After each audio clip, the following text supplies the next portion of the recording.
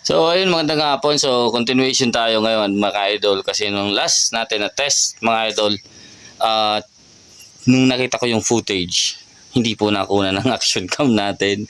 So pag iikutin natin ito mga idol na turrets natin sa distance na malayo, so siyempre yung tube natin is gagalaw. So nangyari nun, hindi ko pinansin, hindi ko tiningnan mga idol yung aking side cam, eh wala na pala siya dun sa center ng ating scope, kaya yung nangyari dumilim. So maganda sana yung puto ko noon, pero hindi na nakunan. So ito ulit ang gagamitin natin, JSD. Subukan natin mga idol. Ngayon meron akong nakita ditong distance mga idol sa angle nito na 190 yards. So try natin kung kaya natin paabutin doon mga idol sa ganitong klaseng wind again. So ayan. So maraming salamat po pala sa lahat ng sumusuporta sa ating video, and hopefully magkwentuhan tayo hanggang makarating ako doon mga idol sa paglalagyan natin ito. So ito yung gagawin natin target. So hopefully kahit tamaan lang natin siguro ng isa. Kasi by March mga idol merong kaming alam ko merong magpapalaro, pero abot daw ng 200 meters. Yung siste, hindi natin alam kung ano yung target doon at kung paano yung diskarte doon, kung islag ba sila o pellet. So tayo pellet lang tayo, pero pwede din naman tayo mag setup yung isa, i-set up natin ng islag at yung isa i-set up natin ng pellet. So itong NB natin sa pellet ito. So kaya meron tayong mga hinahanap na mga slugger na barrel para meron tayong dalawang setup, kasi pag naglalaro mga idol, lumalaban yung islag sa pellet. So syempre yung pellet naman wala nang laban sa slug. So ganoon lang mga idol, para at least just in case meron tayong isang option mga idol na pwede nating gamitin. Ayan. So natin to. Ayan. So alam niyo na mga idol yung wind. So hindi ko dala yung wind meter ko, pero estimate ko na lang mga idol. So dito ko siya ilalagay mga idol. Yan. Yung distance natin dun sa kubo. So dito ako maglalagay nito. Hanapan ko lang ng pwede ko. So ito, at least dito may backstab oh. Pero ito mga ito, dadaanan to ng mga kalabaw. Kaya wala naman siguro, kitang-kita naman natin, open yan.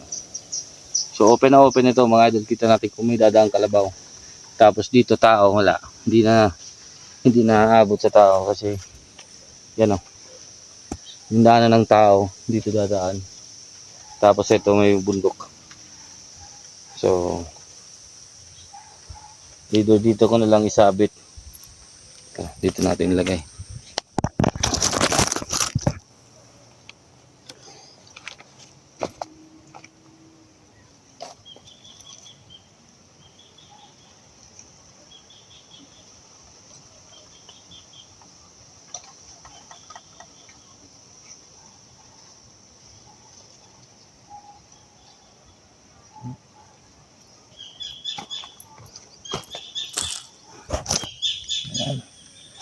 So okay na yan. Mamaya try natin i-range galing dun, kung masilip natin sa range finder. Pero kung ako dito,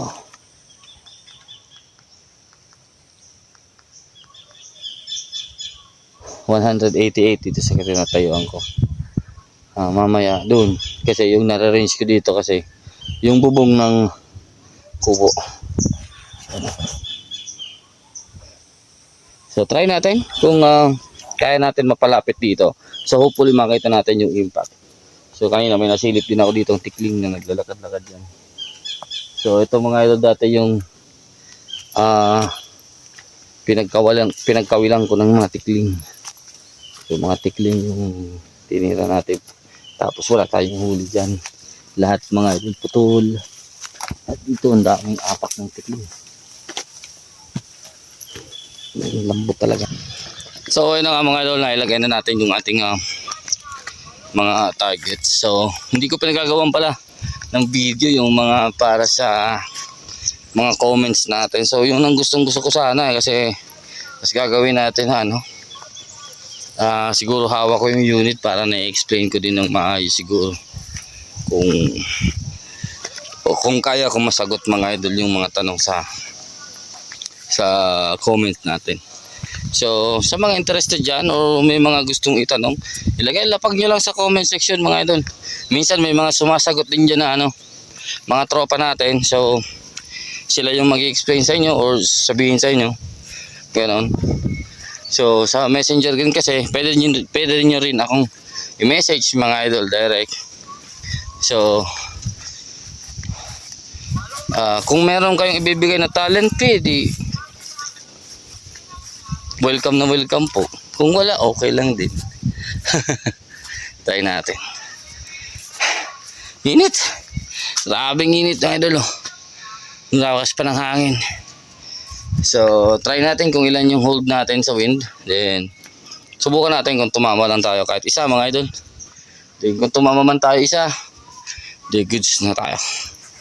So ayan. Ito yung setup. So itong gamit natin, yung suppressor na natin na napakahaba mga idol. Then ito na NB20 barrel. So yun o.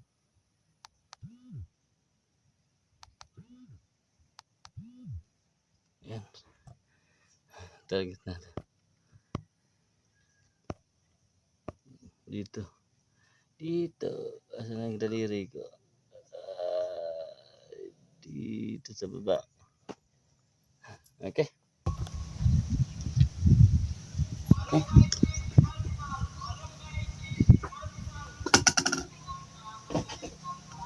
Basag na pala ito. So, okay. Ay, nako. Nandito pala sa kabila yung dial ko. Try ko nga dito mga idol sa isang cellphone natin kung kaparehas yung ating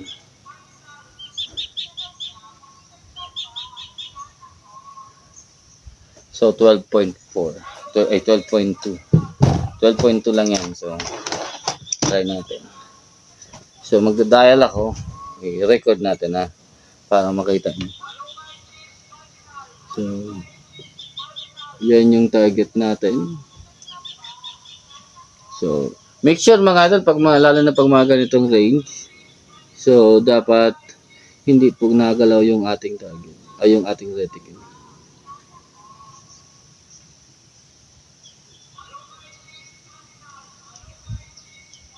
So hindi po nagalaw dapat yung ating reticle. Then subukan natin ilapit. So yan na yung pinakamalapit ko sa target. So hopefully malinaw pa rin siya. O malinaw. Ayan. So kita naman dito sa scope cam pero medyo foggy yung tingin ko, pero hopefully malinaw naman siya. So yung gagamitin nating pellet, JSD. Wala ako dito ng isang pouch. Yan. Try natin kung ilan yung pwede nating iba to. Dahil muna tayo. So 12.2 6.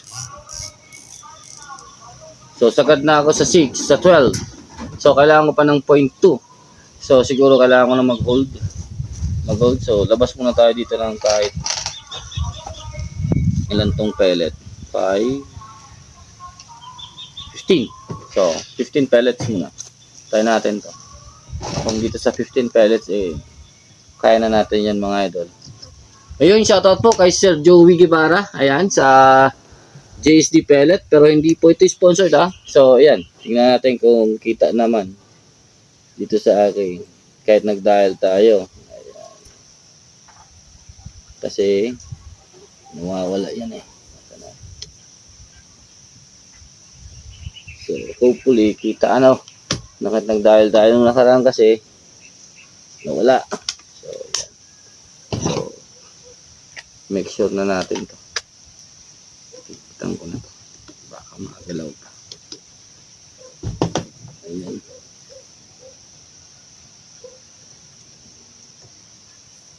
Yan.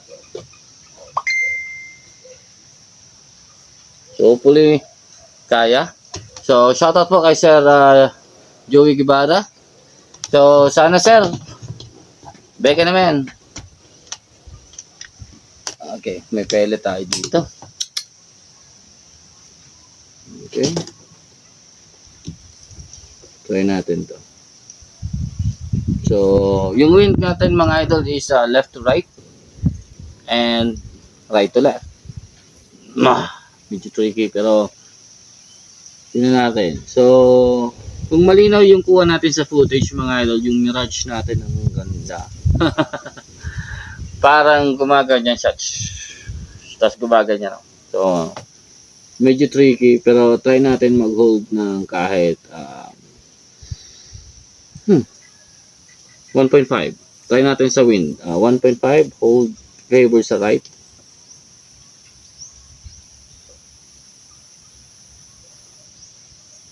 And hold 0.5 something sa drop.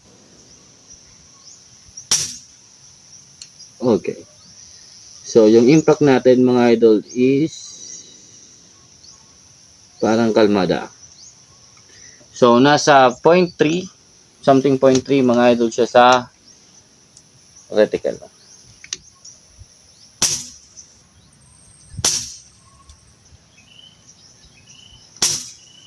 So, Rabrandel, baka may mas malinaw ko pa dyan.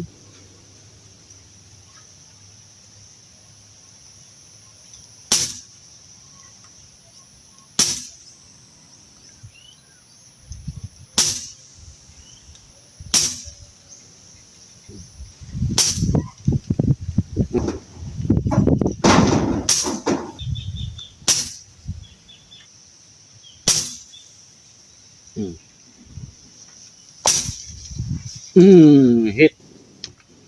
Pero parang hindi na nabutas mga idol. Hit natin. Na-hit natin yan mga idol. Try natin ulit. Sa 12 rounds. Next natin.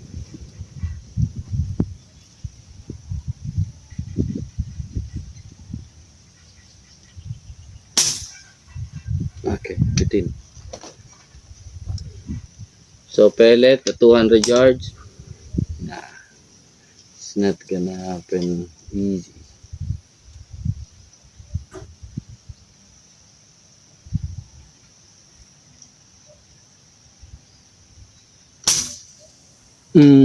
Hit ulit.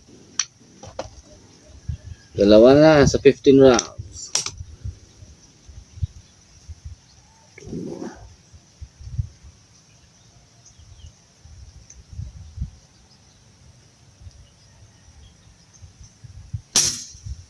Okay, katabi. So, 15 rounds. Wala pa, hindi pa tayo bumaba ng 3,000. Ay, ano, ng 2,700. Yan. Parang gumanya lang siya sa 3,000. 15 rounds, 942 feet per second. Mga idol. Tignan na lang natin. Punta natin doon. Tignan natin mga idol kung saan yung mga patama natin. Para mas maganda. O mas malinaw. Para sa inyo, kahit mainit, mga idol. So, kita-kita tayo siguro doon. 190 ulit. Try natin. Pero parang ngayon, mas malinaw ata ito. Ito. So, mas malinaw na. Wala nang fog. Okay.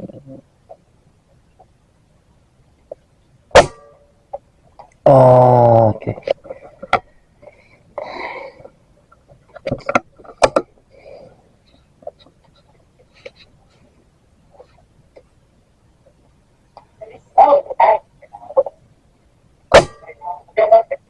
Gumalaw lang. Naiigan hian sito. 190.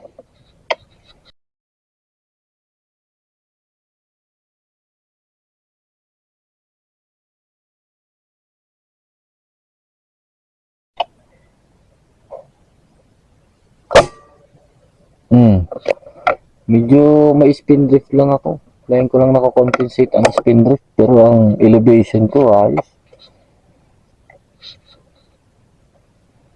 Kinalampas ako. Hit. Is di po. Pandig.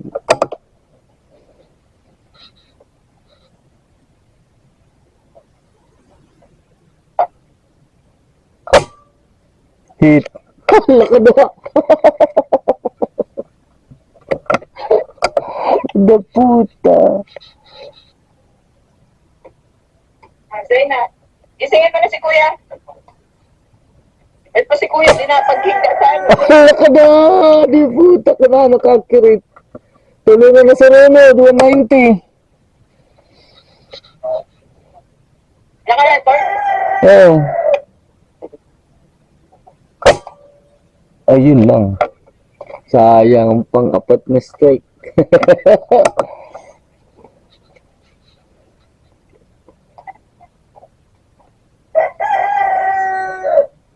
May breeze na ako.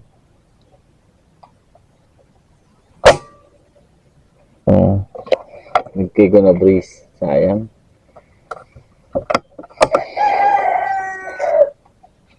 Ano? Okay.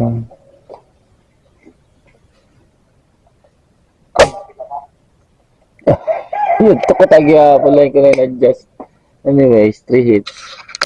Shoutout po sa inyong lahat mga idol. Punta natin yung pinutok natin. Then tingnan natin kung saan yung mga butas kasi wala naman dong ibang butas. So yung pinutok lang natin ngayon.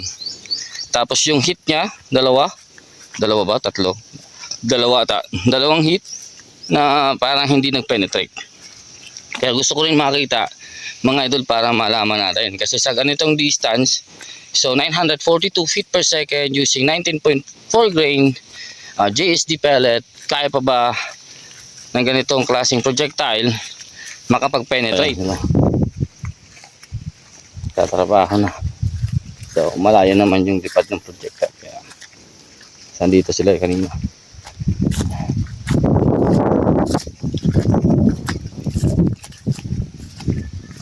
May diwalig di kasi baguntok mo. Pag hindi. Pwede.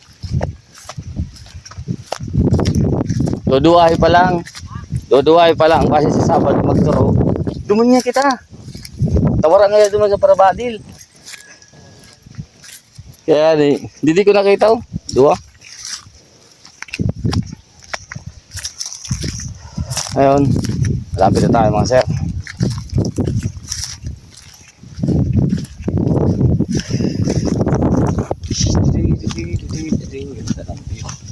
Ganda lang ating spot. Ito yung naararan.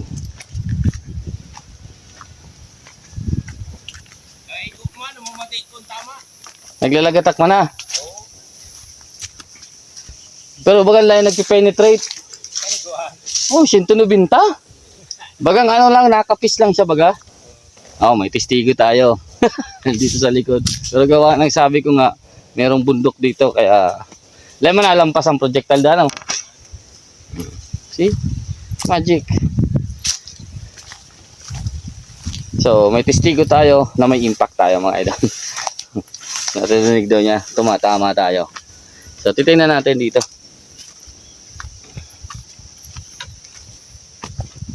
So, ayan, hindi nga ay, wala nang tubig mga sir. Ayan o, tumama tayo. So, ito isa, pero meron akong nakita sa gilid. Pero parang hindi. Oh, isa lang to eh. Parang dalawa to mga idol. Dalawang beses tumama dito. Tapos yun, tingnan natin no. Sana ito may butas dito.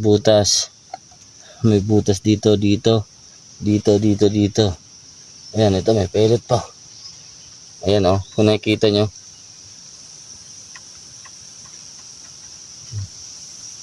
So buong buo pa yung pellet oh. Halos pwede pa magamit. So mahina na siya dito mga bossing. Pero ito malambot kasi ito. Kaya nababaon. Pero ito puno ito ng tubig. So natamaan niya. Natamaan natin pala, sorry. Ayan.